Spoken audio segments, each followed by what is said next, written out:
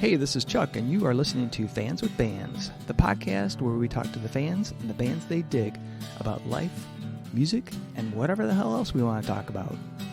Today on Fans with Bands, we're talking to Lori Stratton. Check it out. All right, here we go. Hey, this is Chuck with Fans with Bands, and I'm talking to Lori Stratton from the Stratton Setlist. Lori, how you doing? Good. I'm doing great, Chuck. Thanks for having me on today. Oh, thank you so much. And we've got a fan, Bruce. Bruce, how are you? Pretty good.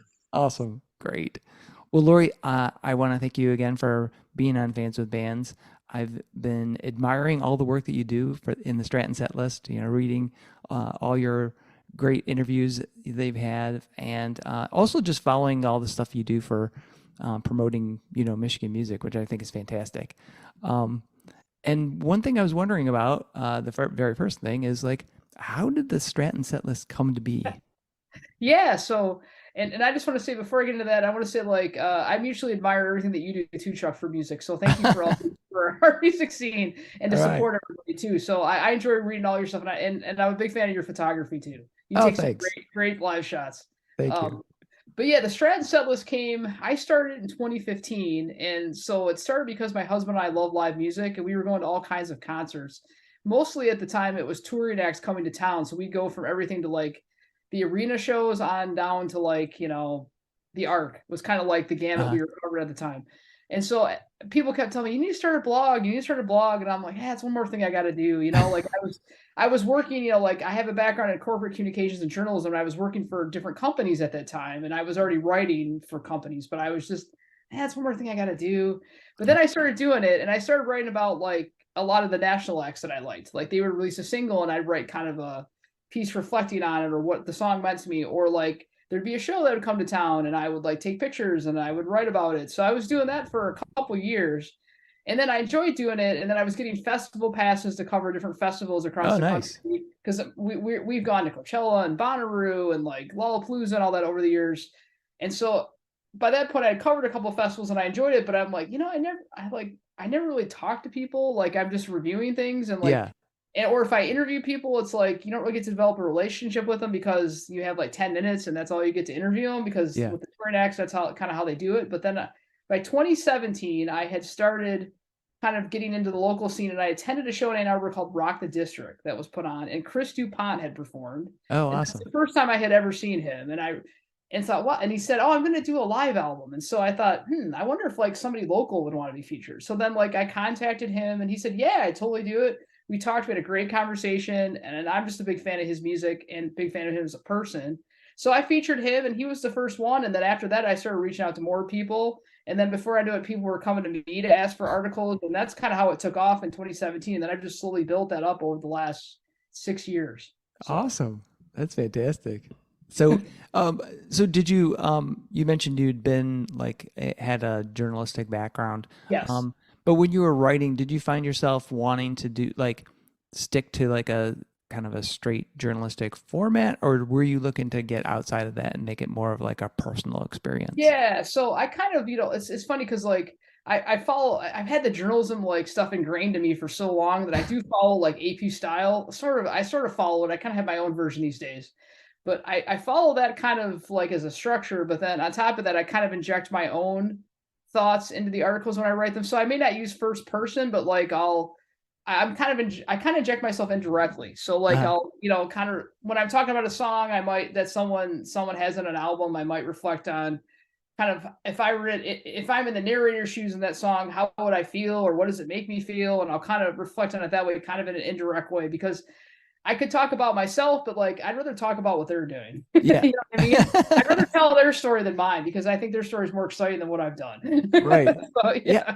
I find myself struggling with that, sometimes, because and I'm really, I never know exactly what the right direction to go is, because sometimes I feel somebody might want my kind of personal opinion about that piece of music, but on the other hand, everyone's got different tastes, and everyone has, what I think is great, somebody may think, oh my God, that sucks, so I may not be the best judge or qualifier for that.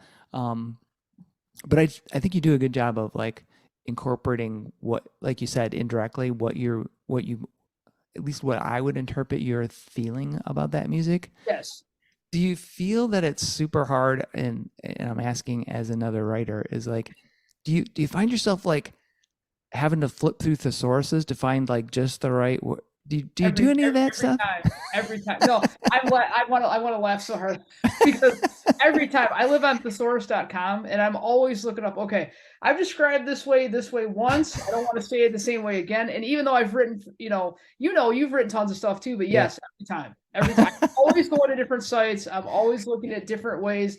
I'll go back to old articles I wrote and go, I've used that adjective like how many times? And Yeah. like maybe I'm the one that notices it, but like I want to do something more exciting the next time around when I'm writing about somebody. So Right. yes, every Because I was thinking of I was recently watching not related to music at all, but Rick Steves, his travel yes. thing. Oh yeah. Yep. Yep. He uses convivial like the most I've ever heard it ever used, He and I would was use like, convivial. He it's the watched most. enough of the travel shows. Yeah. And I was like, oh shit, what if I start doing that? I'm like, oh, so it's good to know that I'm not alone in that. No, you're not. No, that's like I don't know how many times I've talked to writers who have said that, or they say I've just like hit a block and I just cannot come up with something, or like some days I just cannot write and I have to come. I mean I have this all the time. Even if you write all the time, there's some days that it just comes out, and I think songwriters have this a lot too. Some days they can write a song really fast, and other Yeah, days like they work on it off and on. It might take them a while to finally get into something that they want to, that they feel is like worthy of sharing, or something that they yeah, feel comfortable sharing. Yeah, I'll have some things I can do really fast. Some things that might take me a few days to write too. So just yeah, because some days I'm just, between my day job and like family stuff and all that, you're just like, okay, I need to get the creative juices going here, but it takes a bit. So like, I yeah. don't know if you run into that with your stuff when you're writing, but like, Oh I yeah, come into that a lot, and I have to like, okay, I got to step away for a little bit and come back tomorrow, and then the next day I could be totally in a different mind frame, and it's done. yeah, So yeah, yeah. yeah. I feel the same way because I feel like I'm procrastinating constantly because Oh, all the time, all the I time. always feel like I'm putting things off, but I know like, especially if you're covering a show, you know, bands are hoping that you'll get that somewhat timely, Yes, yes, yes. and so that you're trying to like do that, but then you're also like, struggling with word choice or whatever. So All the time. All yeah, yes. So good. I It's totally good to get that. commiserate now. I feel good No, it's about so this. true. And like writers, the biggest thing I found with writers is they're always like, it's funny you say because they're like, I procrastinate too much and I take too long Yeah, to do it. It's just because you got, like you got life and other things you're trying to do too. Like as much as you churn out and like what I do, and I see a lot of other local writers do and people, it's like, I mean, we could live at our computer like 24/7. Like I had one person I interviewed one time and he says, do you ever eat or sleep? And I'm like, yeah. yeah. Well, Yeah, of course I do. I just write a yeah. Well, you're still like gainfully employed. I'm retired now, so I have no excuse, but No, yeah, but I understand it. For a while there, I was just doing my blog full time, so I wasn't. I was kind of oh, like okay. mini retirement. So, yeah. But then, yeah, when I joined the library, the Ann Arbor District Library in August, then I started. Then it's kind of like I'm trying now. Now it's kind of more like weekends and evenings and things to kind of get Yeah. like Stratton Setlist stuff done in addition to the stuff I write for Pulp, which is the library's blog. So Right. Yeah, I was gonna say you also do some stuff for Pulp. yes, I know you interviewed me, and you, yeah, which yeah. was fun.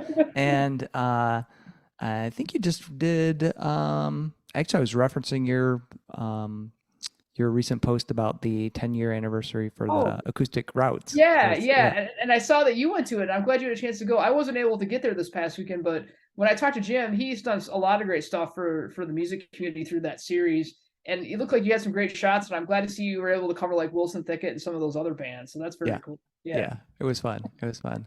Um, Fans with the Bands just isn't just me talking. Bruce, do you have any questions you would like to ask Lori?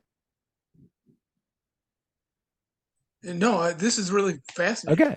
All right, It cool. really is. I'm glad that you're retired. Yeah, it's I was telling Lori right before we started that it'll be a year next Thursday. So we retired on May the 4th, so we could say Wow. May the 4th be with you, and That's a then perfect retirement date. For you. So yeah, so looking forward to it a year or so. And it's crazy. What I was also telling her is that um, it doesn't. I don't even remember what it was like to work. Like, but we've been like completely busy. And so like Lori, when you were talking about like um, trying to fit everything in that you're doing, I was thinking that same thing. Like, I don't know how I used to do that I because know. I'm still filling my day with all this crap. Well, it's not crap, but it's the stuff I wanted to do Yes, that I yes, was squeezing in the corners. So do you find that um, I'm going to guess that you get some because you are able to do some writing on things on topics you enjoy for the library. Do you feel that that's a good mesh as far as your work yes. balance and what you like to do with the Stratton set Yes, list? yes, absolutely. Because what's nice is there's a lot of crossover. So like with Pulp, we focus just on Washtenaw County alone Okay. because that's kind of the scope of Yep. the Pulp's covers. But like for my blog, I'll cover pretty much anybody anywhere. Although mostly I hear from people in Southeast Michigan, which would be some Washtenaw County, some, and then mostly Detroit area. And Yeah. occasionally I'm starting to hear from a few more people on the west side of the state for Grand Rapids. So I Oh, cool. meet some folks there, which is kind of nice because that's another great area of people for doing music in our state. But Yeah. yeah, I just find that I'm trying to like there's so many great people out there to feature. And find the time, and you know about that, right? And to try to find the time to cover everybody and kind of recognize a lot of people for what they're doing. And because there's so many, I mean, I'm just amazed that like it's not infinite, but it feels like with just all the music options out there, like Yeah. locally, and like any of the national acts you've been following for years. I mean, there's just a wealth of stuff to listen to out there, and I appreciate everything that everybody puts out because it kind of enriches my life and everything I do. Like Yeah. my Yeah. life would be the same if I didn't have all that music around to listen to and people to meet through it and all that. So I've met so many great friends who are doing that. And I'm sure you've done the same, Yeah. with all your stuff. Yeah. So, you mentioned that you and your husband had been music fans, and that spawned the blog. So, what got you into music? What was your point in your life where you're like, oh, I love music and I want to Oh go to the man. shows and check it out? Yeah, yeah. And a side question, do you play an instrument as well? I don't. I used to when I was younger. So I'll answer that one first, and I'll go back to the other one. So I played alto sax in middle school. All When right. I wasn't very good at it because I didn't practice enough. I kind of inherited it from my brother because he played it and we had it paid off, so I used it. He was Yeah. much better than me. Practice. I didn't practice enough, and then around 2011, I took guitar lessons for a little bit, and I didn't mind doing it. But then I found like I didn't really put the time into it. And then I sort of discovered a few years after that I was doing the blog and discovered I'd rather write about other people's music than try to play on my own. Yeah. But yeah, there are times I wish like I had stuck with it more, but I'm not sure I quite had the commitment to really learn an instrument like, like a musician would, or like, I know you play guitar and you've been in bands and all kinds of stuff, but like, I've never quite, I always wish if I had more time, I would pick up an instrument. Because I've had people ask me, like, "Are you a musician?" No. Can you come jam with us? I can hang out with you, but I don't. You don't want to hear. I'm not skilled in that area. But that's kind of So that's kind of the instrument story. But the way the music started was like it really goes back to my childhood because my parents always played music from as long as I can remember, and then my brother was into all kinds of music, so I kind of learned a lot through all of them. Uh-huh. And as a kid, like like we didn't have cable, so my grandma would tape like the MTV's Top 20 Video Countdown, and she would bring Oh over yeah. an episode like every week. And so then we'd watch that and learn about music. I used to get Billboard magazine as a kid, and my whole family would read it, like just really weird stuff like that. And we did record shows. I had a vinyl collection, Oh, awesome. and then I developed a huge obsession with Fleetwood Mac when I was 11. And so Tango in the Night was like that album just exploded music for me at that age. Okay. And so I went to the tour. They came to Joe Louis. I saw him. And then I just got into I dug into their catalog and I was going to record shows and just developed a huge thing of music. And I almost credit my love of their music for really kind of getting me down that path. And I thought about like, man, at one point I wanted to be a music journalist, but I ended up not doing it. And then it just kind of was always in the back of my mind to kind of do that. And I got the journal, and I had the journalism background. And finally I said, I need to do something with this because I've wanted to do this my whole life. Yeah. I just decided I'm just going to try a blog and see if it does anything. So has it always been the blog, or have you ever done any writing outside of that related to music? So started with the blog, and then I've written for Local Spins. I've written for Current Magazine, and then Pulp. And then I'm trying to think, those are the main, mostly I focus on the local publications because I really wanted to kind of highlight that more because I feel like a lot of the local people don't get the recognition as much as they should because they do so much stuff, Yeah. So, but mostly it's been for local publications. Cool. And Local Spins is really cool. Yeah. John does a great job with that one. I mean, just all this, how he covers it and does all that full time. I mean, they churn out a ton of stories. I'm impressed. Yeah. Yeah, I've always been very amazed at the level of work that they do over there. It's fantastic, and I think it's a great resource for the West Side. You know, when you're talking about like being able to reach out to artists over there to talk to them, I feel like it's a nice thing that we have certain areas that have representation. So like you've got a good representation in Southeast Michigan. Local Spins is over there in the West. I feel like the North gets a little bit left behind. I'm sure there's something going on in Traverse City and Marquette, because they're big. There are.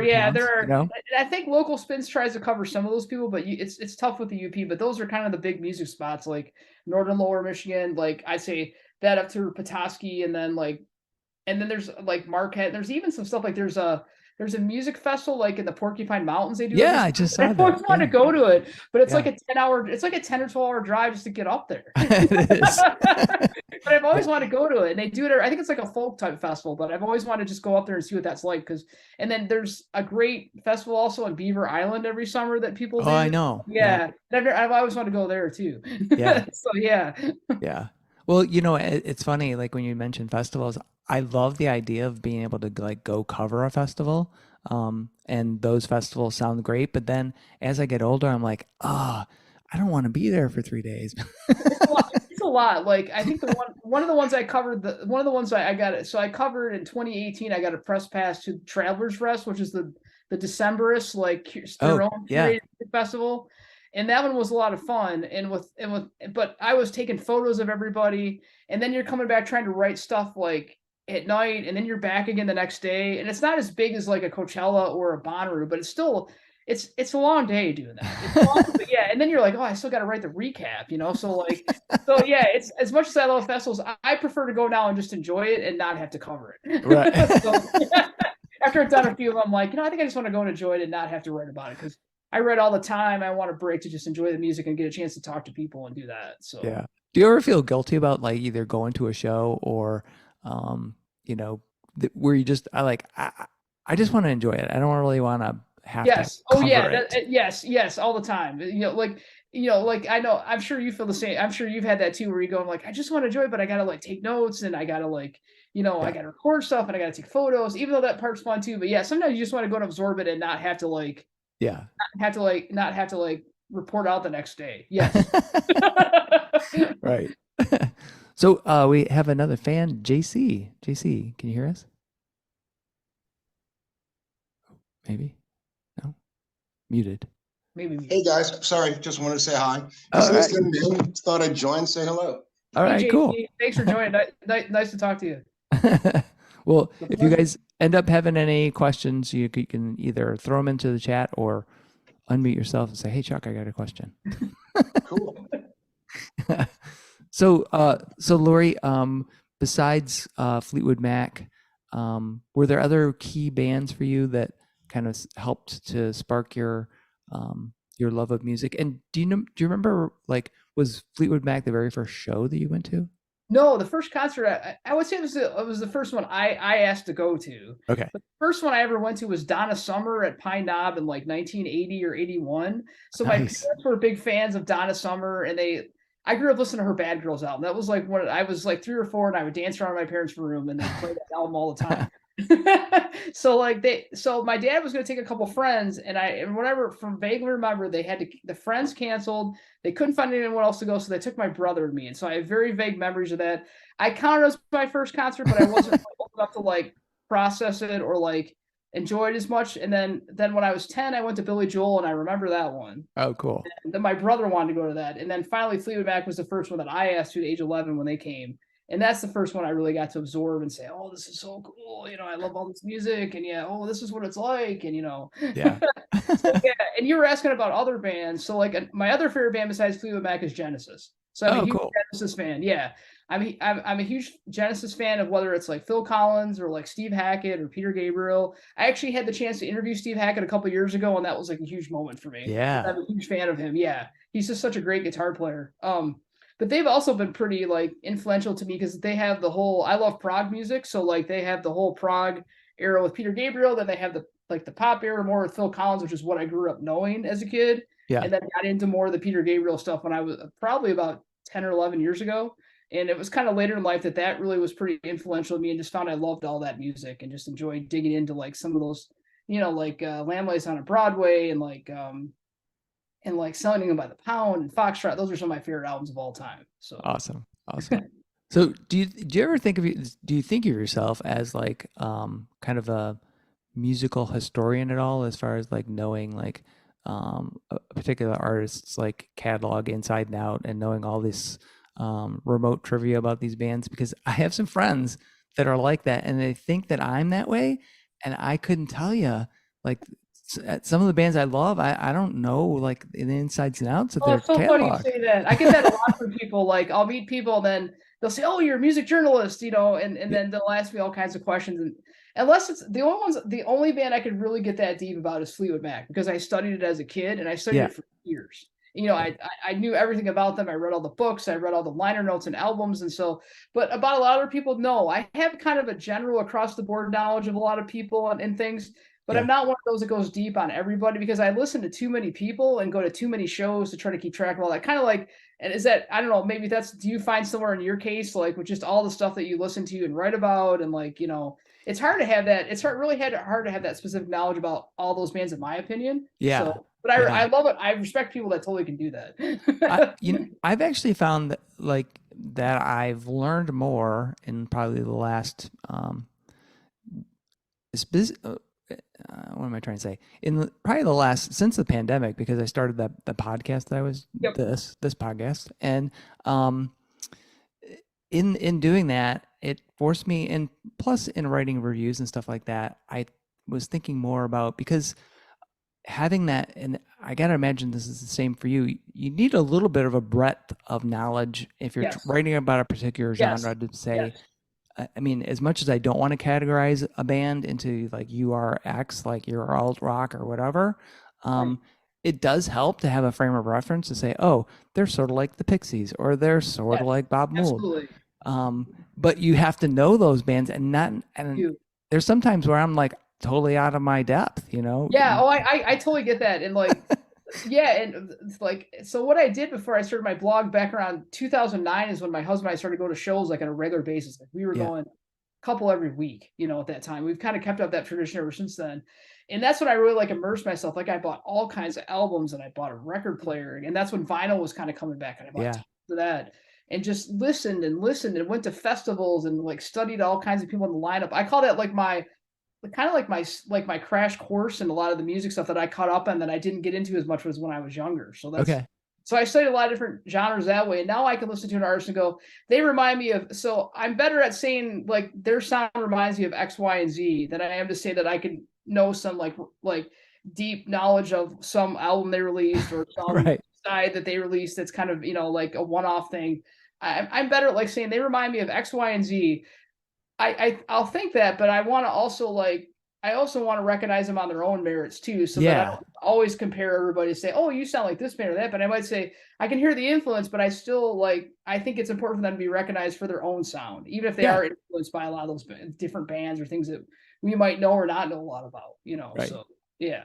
But that kind of goes to what you were saying earlier about putting your thoughts about what that music says to you. Yes. That kind of brings out the essence of what their music is about. Yes. Yeah. I think the biggest thing I connected with people's music is the emotion. So like if I can have an emotional connection to a song, whether I am really excited about it, or I'm very sad because it takes me to a time where I'm, remember a sad point in my life, like that to me is the ultimate musical experience. If you can make me cry and it's in a good way, like that's the best thing in my opinion. But yeah, that emotional connection of like being able to relate to what they're saying, even if I'm interpreted in my own way different than how they wrote the song, to me that's the ultimate musical experience for me as a fan and as a writer. Cool. Awesome.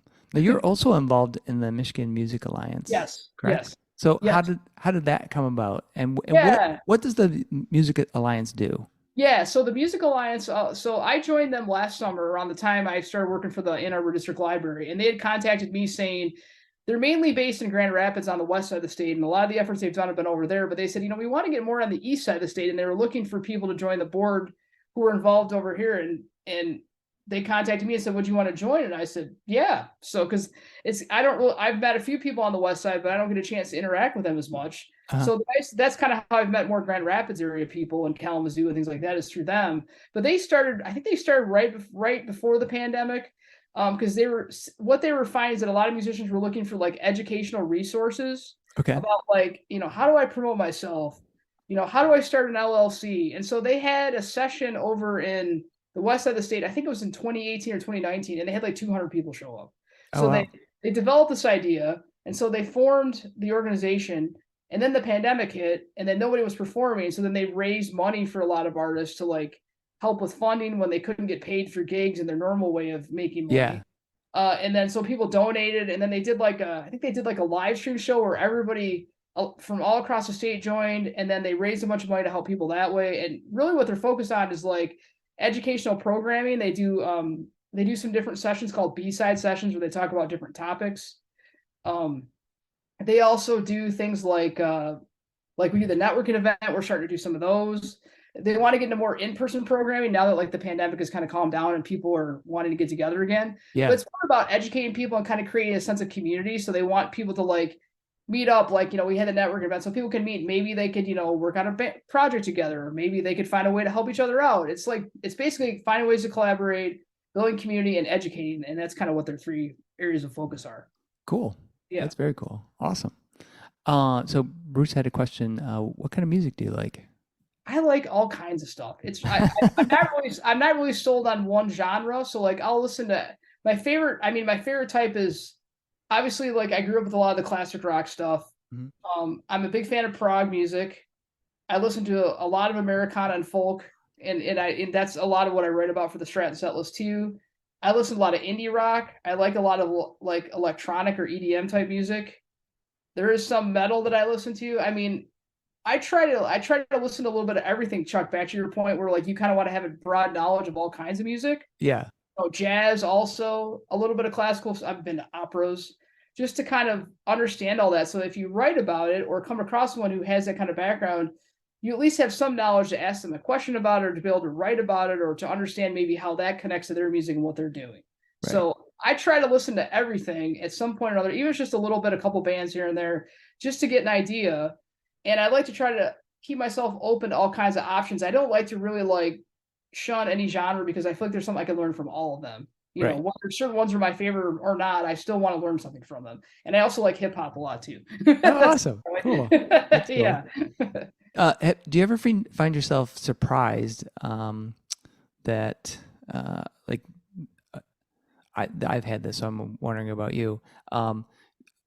You're surprised by a particular genre of music that you had kind of either written off or never really thought you would enjoy it.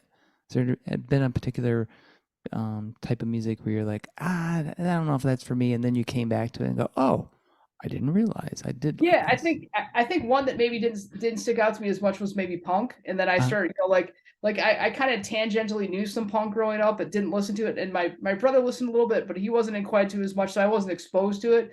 But then as I got older, I'd go to music festivals and come across different punk bands. Yeah. And listen to some of that. And then I appreciate a lot of the messages of what was behind them and what they were doing. Like there's a real authenticity, there's a real like sense of community, and there's a real like we want to fight for like what's best for people in our community. Like there's a real solidarity in that music that I really appreciate. And I've interviewed a lot of artists in that genre and really come to like, and I've just really enjoyed like the message they've shared, the community they've built. And it's just one of those I just didn't have a lot of exposure to, and I'm glad I've had a chance to do more of that, so yeah, that's cool. So you mentioned like your journalistic background, and then also like thinking about getting into being like a music journalist. Have you ever thought about like the old school days of music journalism? Because I always sometimes think of I always think of what's one of my most favorite movies is Almost Famous, and they've got the guy from who's who's the editor for Cream or whatever. And Yes. you just think about like the critic, the enemy. And I'm wondering, one, if you ever have felt that way, that you were kind of outside, but also do you feel like that's changed in that, I guess, do you feel like you have to write, or that you want to write reviews that are more positive focused as opposed to negative? So if a particular piece of music doesn't appeal to you, then do you feel like you can still write about it, or do you just kind of like say, well, that's not really for me, and I'm gonna pass? Yeah, and that's a good question. But yeah, I do think about the old days of old school journals. Like, I envy the people that, like, it felt like there were more jobs and more career opportunities for people back in those Yeah. days, and like you'll see movies like Almost Famous, like you talked about, or any other ones where they get a chance to, like, oh, they got to travel and they got to interview all these people and they got to do all these experiences, and maybe they had more of a budget to do stuff and all that. And yes, I would love to go back in time and be one in the 70s if I had a chance to see a lot of those bands coming up that I loved, like Genesis, Mac, and all that. If I could go back in time, I would do that. That's the era I would live. If I had a chance to go back and live in an era, that's the one I would do. I would start. Awesome. I just love a lot of music from the 70s in particular. But yeah, in terms of my style, like, I feel like there are a lot of critics out there, and like I think they provide a lot of good, interesting feedback for people and guidance as to like what you could listen to or not. But like, I try to be the anti-critic, because I feel like there's enough critics out there. Like, I'm more about being the champion for people and supporting their music and trying to, and focusing on building a sense of community and like being positive. And I can find whether some people's music resonates with me more or not, I find something positive out of everybody. So like, I always try to focus on the positive out of people, because I feel like they all have something to offer and they all have something to contribute. And I just feel like there's enough people out there that say negative things, and that's totally cool if like people like that's what they want to do. But like, for me, that's just not who I am, and I prefer to like champion them, and that's more what I like to do as a writer. Yeah, I assume that was the case, but so we talked a little bit about kind of the first concerts, and it was interesting when you said the 70s. Is there a particular like bucket list person that you would love to talk to? Oh man, yeah. I would have to say, if I had to pick, I'd have to say probably Stevie Nicks. She was like one of my heroes growing up in music. As a young girl, like I identified a lot with her, with all the like, kind of the mystical, like, kind of like the mystical persona she had, and like the clothing and all that. And when I was 11 in 6th grade, I dressed up for her. I was her for Halloween in 6th grade. Like, that's how awesome. Hard. And so like, and I don't have any pictures, unfortunately, because people have asked me, I'm like, I don't have any pictures. But like, she was one I'd love to interview, because in the past I have met Mick Fleetwood, I have met Lindsey Buckingham, but I've not ever had a chance to meet Stevie. And if I could ever meet her, I would love to interview her, just say thank you for your music, because it was a huge for me as a kid. So, yeah. And so you did meet Mick, and I did, I met him through so basically I did paid meet and greets, because I'm such a hardcore fan. Nice. So I paid to do the meet and greets with him, like, before shows, and I met him like maybe 3 times, and I did that with Lindsey Buckingham once too. Okay. So they're paid meet and greets, but like, for me, it was worth the money, because they were like my heroes, and I wanted to see what they're like, and I actually got to have like a pretty decent conversation with Mick Fleetwood when I went to South by Southwest in 2017. He had like a book signing for like he kind of chronicled like the blues era of Fleetwood Mac with Peter Green and all that, and had released a book about that. And I had bought the book, and they were doing a signing, and I went to South by Southwest and like bought a ticket to meet him and all that, and had a chance to really talk with him. And it was like a really cool experience. He's just a really interesting guy. Character and a half, but he's just a really interesting guy. Awesome. Excellent. I always feel like, I don't know if this has happened to you, but when I meet people that are kind of like that bucket list person, as much as I can talk to you or somebody else or write something, when I'm there with them, I'm like, I run out of things to say. I don't even know it's really hard. So I will go back and say that when I met Mick Fleetwood, my husband was with me, and I could barely say, my husband carried the conversation for like the first 5 or 10 minutes. I just sat there and stood there, and I could barely say a word. And normally I can talk to anybody. Yeah. But I was so like, like my husband's like, oh, Mick, he was wearing like, this like pink shirt and pink socks. And my husband was like, oh, yeah, I like your pink socks. And I'm like, oh my God, he just told me like the socks. And I'm like, because because my husband was just trying to keep it going. Right. And that's why it's easy for my husband to do as it is for me to do. So and then finally I started talking, but like I was just so like starstruck because like they were my heroes growing up, even, and just finally it took me a few minutes to get going. But yeah, I get that. And even when I had to interview Steve Hackett, I was like super nervous and I was like, okay, I only had like a half hour with him. So, but then, once I got through the first question, it was a little easier, so yes, I totally understand that. Even if it's easy to talk to some people, but others you're just like, Now you mentioned that you and your husband try to get out to a couple shows a week if you can, and I'm wondering like if you could go anywhere in the world and go see a show, where would you like to go? Is there a particular venue or just a country? So I've hit several of them. I'm trying to think. So believe it or not, one of the venues I really want to get to is the Forum in LA. I want to get there. I want to go to the Troubadour, and I also want to go to the Hollywood Bowl. So those are all on my list of ones like within the U.S. if I could get to that. Yeah. Those are a couple. There's a bunch in New York I'd like to try to get to. Like there's like the Bowery Ballroom, and there's like there's just tons there that I'd love to go check out too that I haven't had a chance to do. And in Nashville, I finally made it to the Ryman. That was on my nice. ones. Yeah. I finally made it to the Ryman at one point. But like I tried to go to the Bluebird Cafe and I didn't get there early enough to get in. So like, that's another one on my list. But I know there's other ones I'm not thinking of, but I have a list and I try to hit a couple of them a year just to like experience that. I think my favorite one was Royal Albert Hall in 2017. We went to see Phil Collins over there when he was doing his first tour. And that was like, and we got to tour, they have tours that you can take before shows and all that. Yeah. And that is an amazing venue. So like if you ever get a chance to go to London, like that place is amazing. So like that will always be my favorite one of all the ones I've been to over the last several years. Oh, awesome. Yeah, I would love to go there. I just saw I was watching a documentary, I think it was on Netflix, about Creedence Clearwater. Oh yes. And it was their like concert there. Nice. Oh yeah. Wow. That would have been a great band to see back there. Wow. Yeah. Well, and it was funny because sometimes, they're a well-known band. I did not realize that Creedence was right up there with the Beatles as far as like their numbers back in the late 60s, early 70s. I knew that. I knew about Creedence. I knew their music. But then when I was watching that show, I was like, oh, shit, that's a great song. Oh, shit, that's a great song. Like, and then I was wandering over to the stack of albums. I go, there's not one in there that no Creedence. So clearly I've got some. There's always time to add. Well, because I like how you put up what you're listening to all the time. And like, sometimes I know like, it's like, you're like, oh, you're listening to this while you're writing, or like you're cooking food while you have a whole, or you bought a bunch, and you're like, oh, I'll look at your pictures and go, I don't have that one. I need that one. This one, oh, I love that one. So you mentioned you have a bunch of vinyl, and was Fleetwood Mac the very first record you bought, or was? Yeah, I think that was one of the first ones. Yeah, that was so like the first.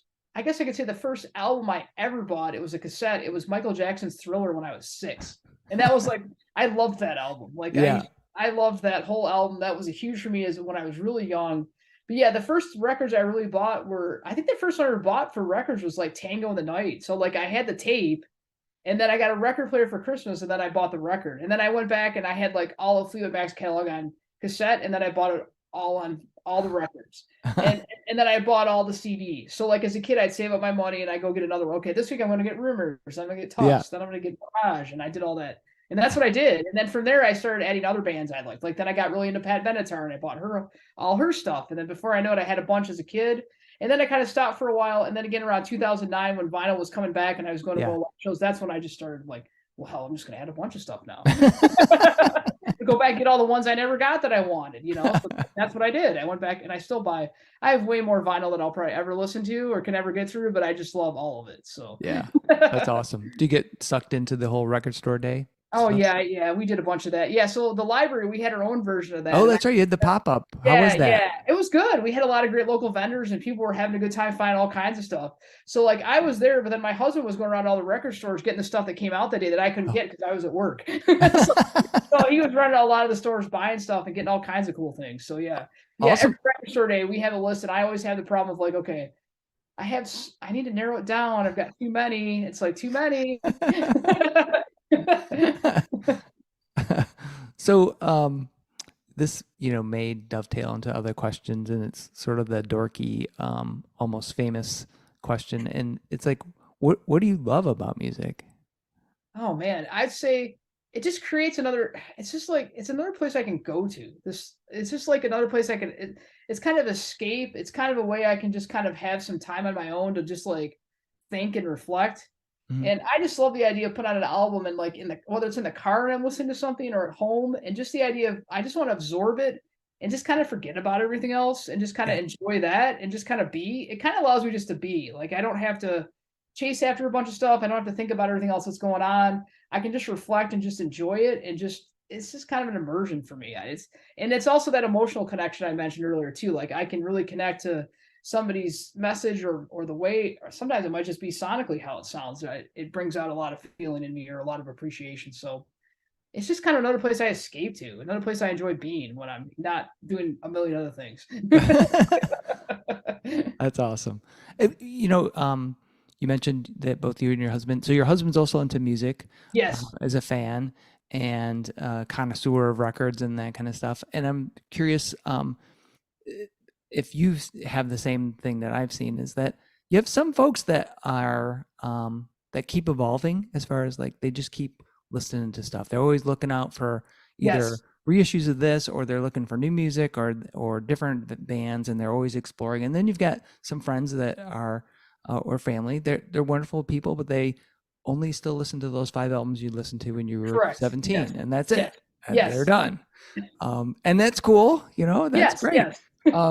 But do you find the same thing? And I'm assuming you're a musical explorer where you like to get out there and try to find new Yes. things. Yes. Yes. I love to find whether it's more people locally that I haven't come across or like if it's somebody local's released another album, I get excited about that.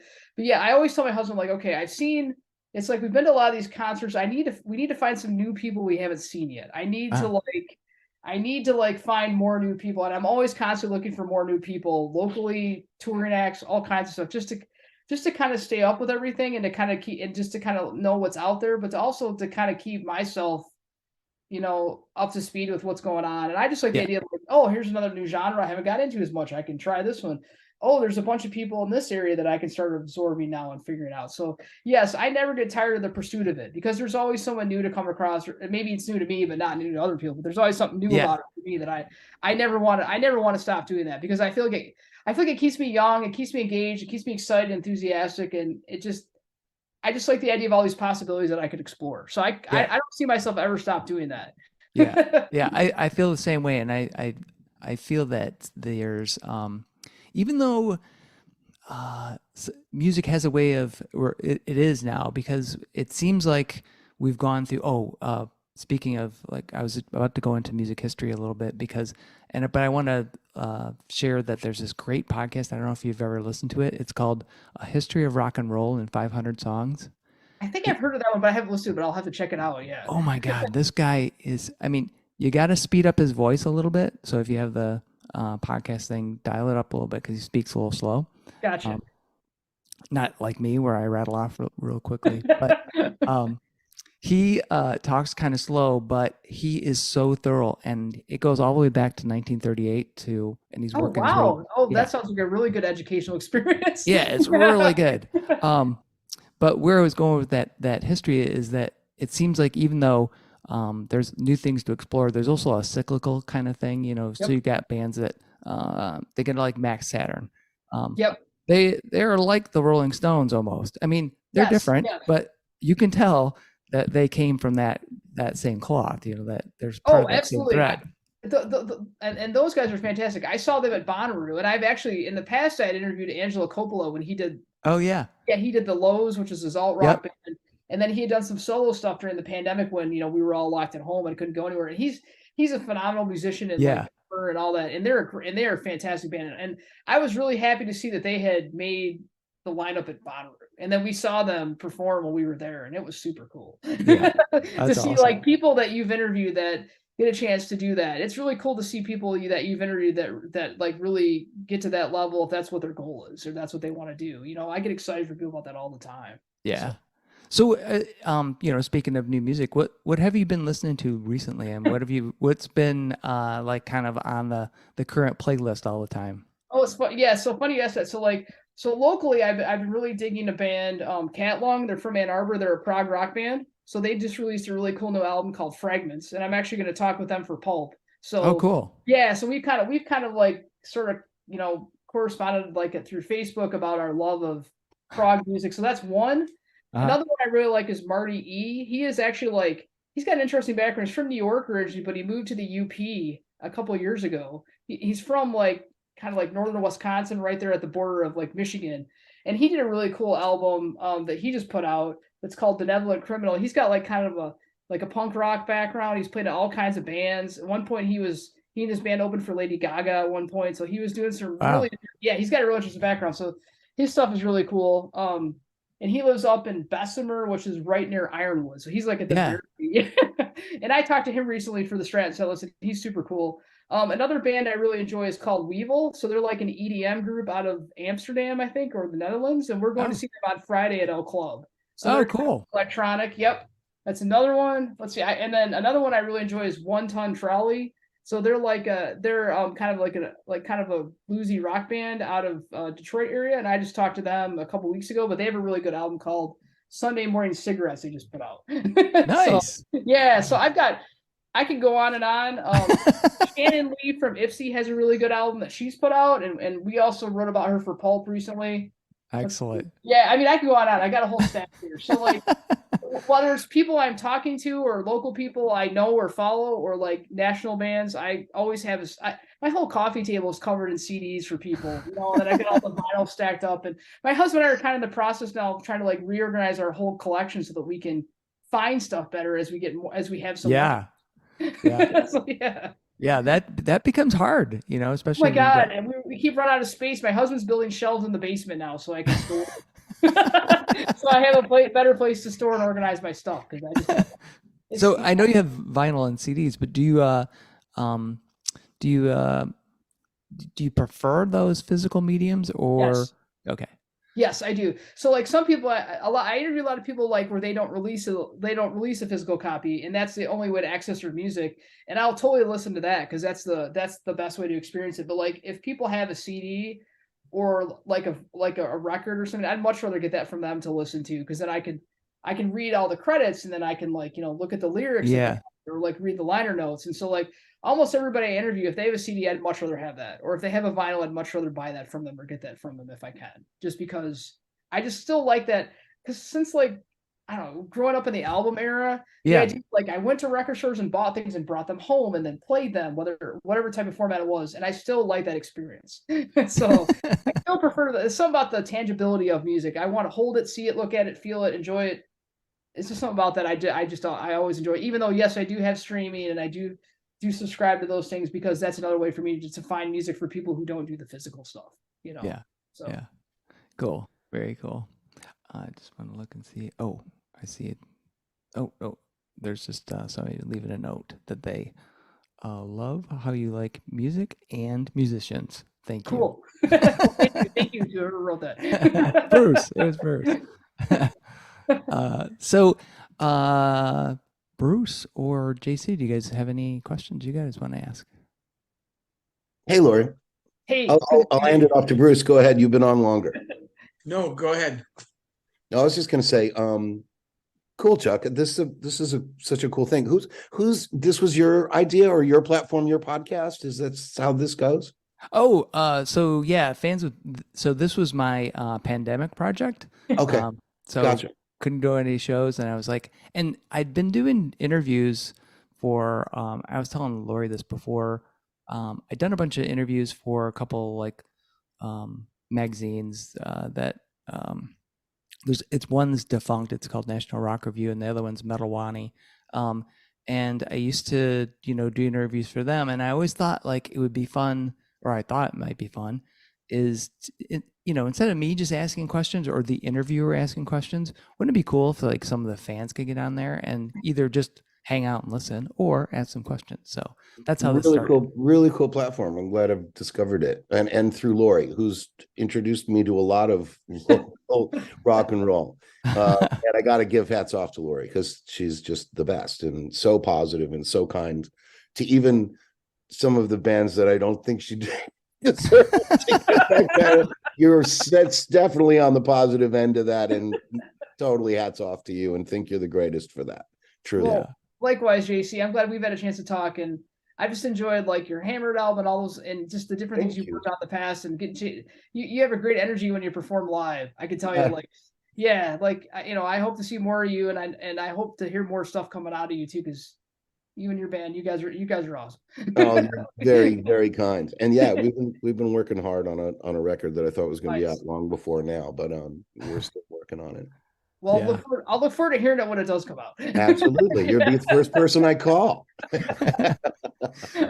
Well, I like to, Lori, you mentioned before that even if you may not necessarily enjoy, or I wouldn't say enjoy, but that particular genre is not necessarily your cup of tea, you do find a way to like, and that's what I love about reading your stuff. You get into some things where you're just pulling out, this is the positive aspect of that artist, and just the fact that it takes a lot of balls for somebody to go out and make music, right? It totally does. And to contact someone to like say, hey, would you be willing to write about this and listen to it and tell me what you think? That takes, I mean, like if I was a musician, I'd be terrified. Like, I'd be terrified to perform in front of anyone, let alone to like contact someone to like do an interview and write about me. So like the fact that, and also I feel like, there's, we need to like sing the praises of local music more, because there's so many great people here. And I don't know how many times people have said, well, there's no really new good music. I'm like, what are you talking about? Yeah. Good music in your own backyard. You know what I mean? Yeah. I mean, like, there's so many great people that people should go see their shows and listen to their music and like really celebrate who they are, because they really create a sense of community around here. I mean, I'm enriched by all the people that I've met around here that do stuff. I'm amazed by like how much talent we have. People talk about, well, it's only New York or Nashville or LA. Yeah. I'm like, no, Detroit is awesome. Michigan is awesome. There's so many great people here. Like we need to celebrate Michigan as like a great music state. That's how I feel. Yeah. Well, yeah, I totally agree with you, and I'm thankful that you're doing that, because I feel the same way, and I also feel that we get caught up in like it used to be Motown, or it used to be the MC5 or whatever, all great like pieces of our history. An important part, but there's a lot to add to that too. Yeah, it doesn't define what's going on now, and so it's I don't know. It's sometimes frustrating when some people say, "Oh, I can't find any music," or "There's no scene." I think it's there. I think even now, like it's much easier. Like when I was in a band in the late '80s, early '90s, we didn't have anything like this to try to build community. You'd meet a few bands and you'd switch, shows with them, and you had like maybe 4 or 5 other people that might know somebody that knows somebody, and trade tapes. But that was kind of it. Or like I had friends that liked music, and we would trade albums and like make each other tapes and all that kind of stuff when I was younger, or burn CDs when we were older. But like, you didn't really have that. I guess the one thing I can say that's good about social media, because social media can be a challenge. Oh, we all know that. But the one good thing about it is I've met a lot of people and learned about a lot of people's music through that, because people are promoting and talking about shows, and I've met so many great people through that. And then the nice thing is that it's allowed me then to kind of learn about who they are, and then eventually interview them and then see them perform and then meet them in person and all that. And just, I think that's the positive side of social media, seeing everybody's music and learning about it and having that. Even though I know social media can be a challenge with everything else that goes on. But that's the one positive, is I've met a lot of good people that way that I may not have met otherwise, just because it gives you that flexibility to talk to people and write back and forth and then see what they're doing and then reach out. It gives people more of a chance to share their music and all that kind of stuff, even though I know streaming is its own challenge and it's not always the best for artists and all that kind of stuff. Yeah.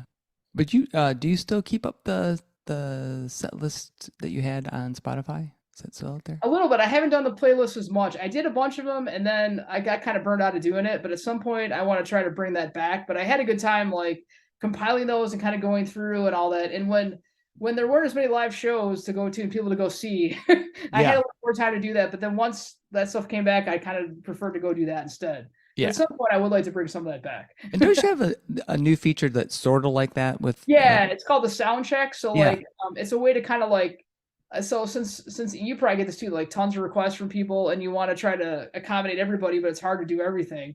So you want to find a way to showcase people. So it's a way to kind of like, also kind of like recognize, because so many people release singles, and it's hard to keep up with everybody's stuff and to write about it every time. So it's a way to kind of like highlight, I want to give people more of a chance to highlight different things that they're doing. whether it's a single or a video, and I can't always do like I can't always do like a longer feature on like I'd like to. That's what I wish I could do with everybody. But it's Yeah. a way to kind of get a chance to like say, hey, this person has a new single and here what this is about. And I kind of want to weigh in. It's also kind of more a way for me to reflect more. Like I'm writing a little bit more in first person in that piece versus like the other interviews I do, like you and I were talking about earlier, like the writing style and that sort of thing. So yes, I'm looking to do something about that like every month to highlight 3 or 4 artists at a time through a variety of things they're releasing. That's cool. And it reminds me, well, it makes me think of when you were talking about social media and the limitations. That's another limitation in terms of the algorithms, because when bands are trying to promote themselves, either new albums or shows or whatever, you may get part of that, but you may not get the whole picture and may not see it. Yes. Yeah. And that's why I try to follow people on, like, if they're on Instagram, I follow them. If they're on Facebook, I follow them. If they're on, if any, you know, I know some people left Twitter recently, but if they're still on Twitter, I try to follow them there, you know, just to kind of keep up with everything. Because if I can't catch them on one platform, maybe I can catch them on another because of the algorithm, or maybe they prefer to be more active on one versus another, you know? Yeah. So, yeah. Awesome. So is there any upcoming like shows, festivals, or things that you're really looking forward to?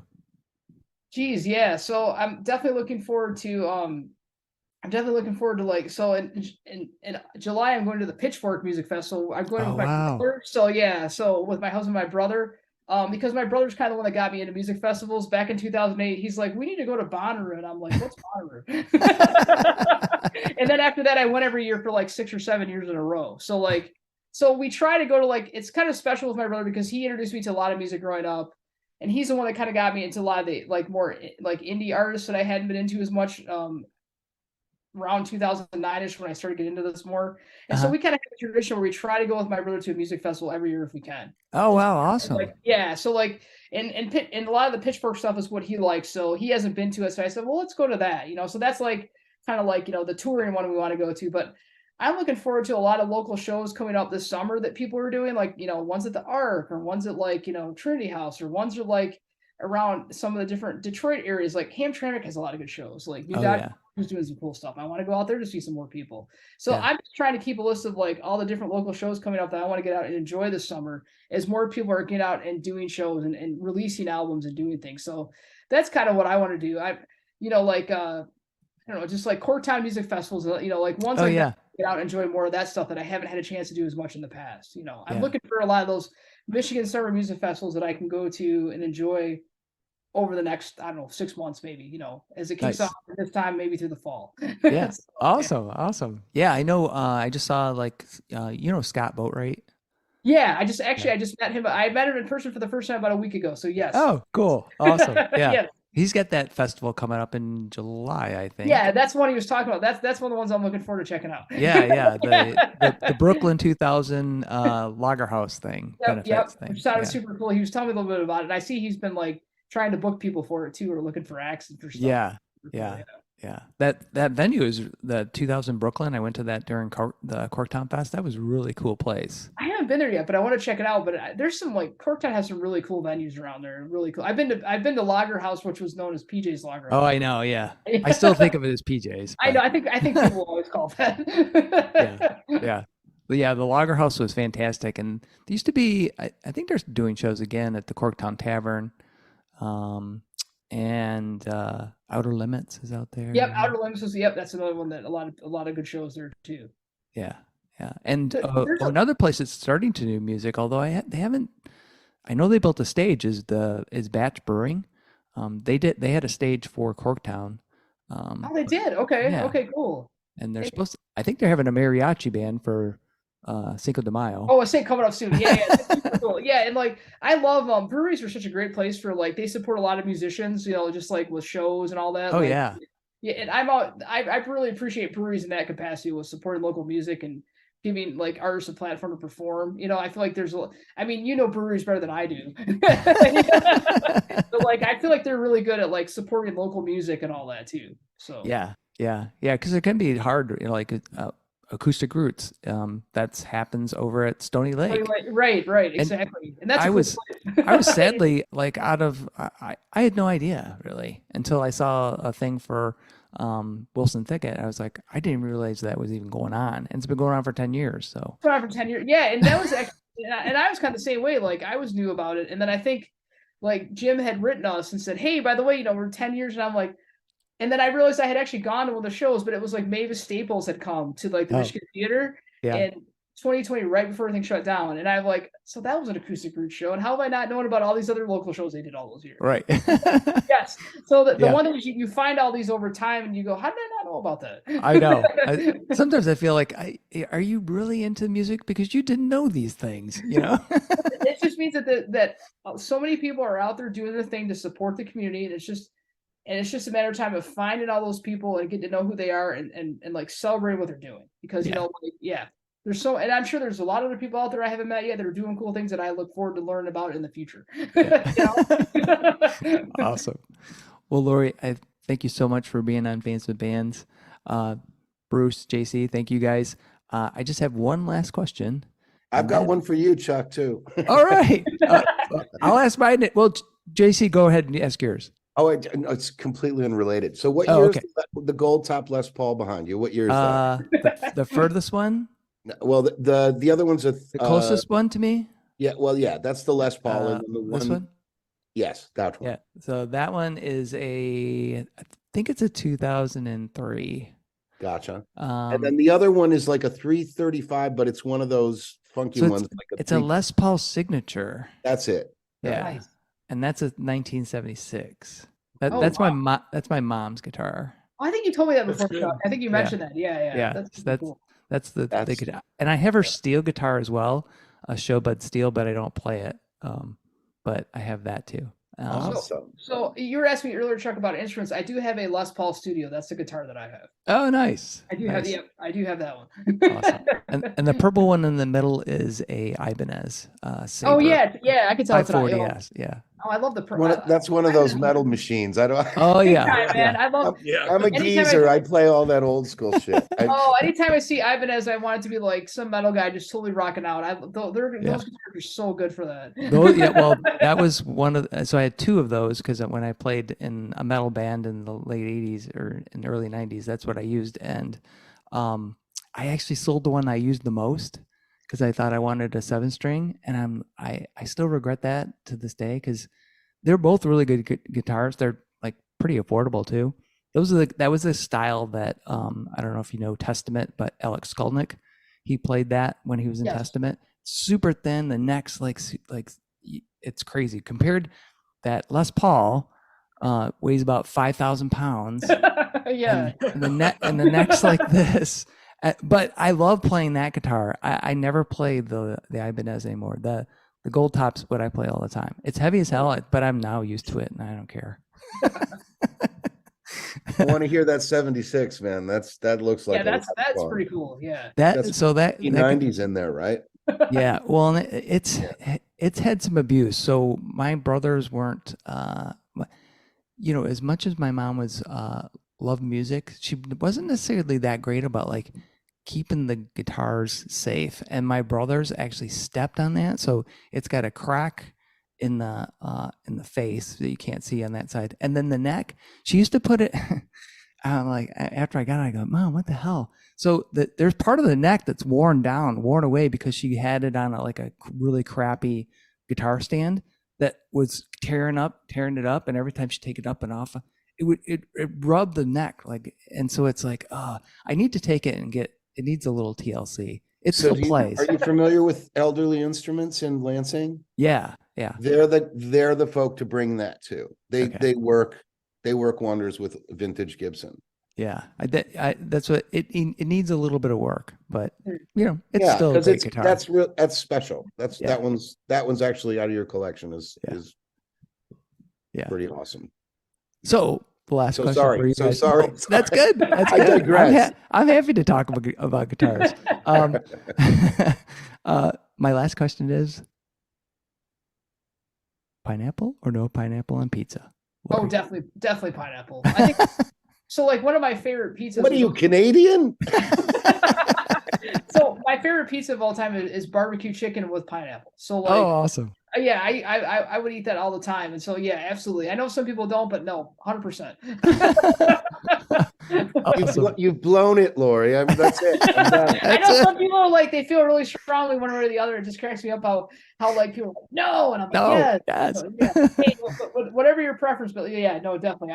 I've put it on pizza when I've made it at home. I've put it on like I try to ask for if I go out somewhere, like when I've had a lot of pizza. So yes. Excellent. Excellent. Bruce, how about you? Either way. Either way. I like it either way. But if you were going to order, would you order it or no? Probably not. All right. But kind of because. Right. And JC, I'm going to guess you're no pineapple man. No pineapple, but if I'm drunk, it could be anything. Exactly. Exactly. Yeah, if someone's offering up pizza, hell, I'm eating it. Awesome. Open up, Lori. Yeah. Yes, I'll take it if you don't want it. There you go. Well, thank you guys again so much for being on Fans with Bands. Really appreciate it. Thanks so much, Chuck. This was a lot of fun. Right. Absolute pleasure. I friended you on social media, Chuck, because I'm so glad to make that connection. And Bruce, though we're friends on Facebook, I've never actually been able to say hello to you. So like, cheers. Hello. Hello. And thank And you Lori, both for joining. keep it up. You're amazing. I think you're same one with of all the, of you. Keep your music, and thank you, Bruce, and thank you, JC, for joining tonight too, being part of this. I really appreciate that. It was great to hear about it from your end. You know what? Before you go, I got to share this one with you. Considering you now impressed upon me how much of a Fleetwood Mac fan you are. So back in 1982, Yep. My father, who was a commercial artist. I mean, he was a fine artist, but he became a commercial artist. Was doing the promotion for the Mirage tour. Oh wow! Okay. So he was out with them for about 3 months. Oh my God! Wow. And when they came to Detroit, I went to go meet them, and really cool. Every single one, and even though they were completely whacked out of their heads, oh totally, which they were still totally functioning. Now, my old man's directly from Scotland, so he and John McVie were like drinking buddies for that tour, and so they became pretty good friends. They stayed in touch for a while. So blah blah blah. I get to meet him, and I'm a 14-year-old kid because oh my God, you're so lucky. At 14, I would have been on. I don't think I could have talked to her. Like I'm a geezer. I'm a really old guy. So, but at the time I was like, yeah. I mean, I knew who they were, and I mean, clearly they were mega rock stars and all. Yes. But when I met them, they were totally down to earth and put me at ease like that. It helped that my dad was friends with McVie, and then that was instant recognition, instant family. So, but I mean, I didn't say shit. I was just like watching. Of course, yeah. Right. What a just great like, ooh. And I was really into Lindsey. I thought Lindsey Buckingham was he is fantastic. An amazing singer-songwriter, guitar player. Like he's underrated, I feel like, as a guitar. I love his finger picking style. Yeah. He's his energy. Amazing. I don't think he's got enough credit over the years for all the stuff that he's really done. I mean, right. Yeah, but if you dig deep and oh yeah, I know. All about Stevie and Stevie, which is great, but it wasn't all about Stevie. No. I honestly think he and Christine McVie were like, that's what I liked about it, was they had 3 singers and they all had a different style, and they all brought so much to that band, and all the other singers they had in that band before. I've been fans. I love all those people. Like the bands of that era, it was artists working with artists at that time, and that was appreciated in that era. Definitely. Because everybody had a talent that they were bringing to the table, right? Oh well. So long story longer. My dad says, everything's kind of settled down, and it's honestly McVie, my dad, Buckingham, me, and 2 other people are left in this hanging out, and they jammed like after show. They did a thing, whatever, blah blah blah. That's awesome. But we're sitting here. My dad turns to McVie and says, John, my son's in a heavy Scottish accent, so it would have sounded more like, hey, John, my son's a musician and he's a guitar player. You got any advice for him? And McVie deadpans, turns, looks at me, looks at my dad, and says, break his arms.